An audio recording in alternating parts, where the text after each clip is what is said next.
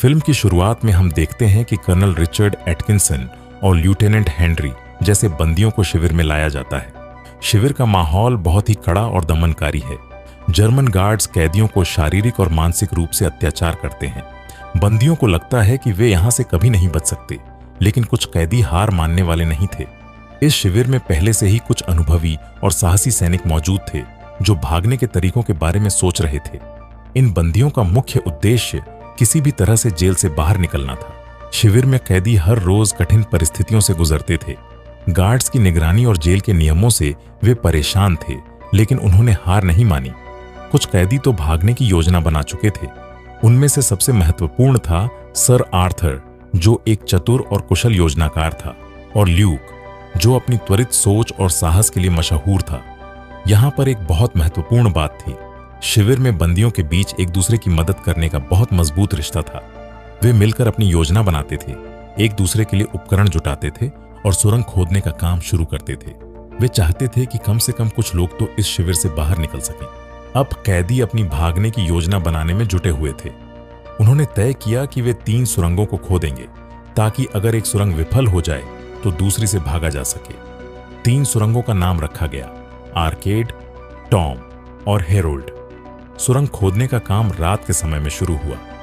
बंदी इन सुरंगों को छुपकर और सावधानी से खोदते थे।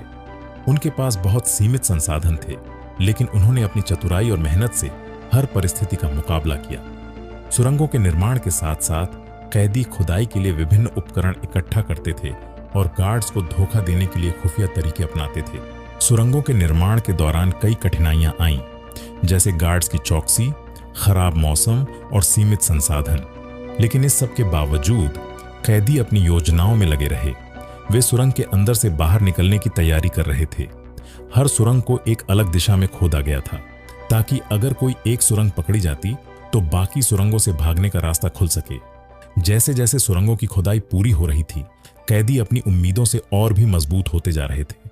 फिल्म में यह दिखाया गया है कि कैसे कुछ कैदी अपनी योजना को अंजाम देने के लिए कड़ी मेहनत करते हैं, जबकि बाकी कैदी उनका समर्थन करते हैं। एक दिन जब सुरंग खोदी गई तो कैदी खुशी से उछल पड़े, क्योंकि उनके भागने का सपना अब और करीब था।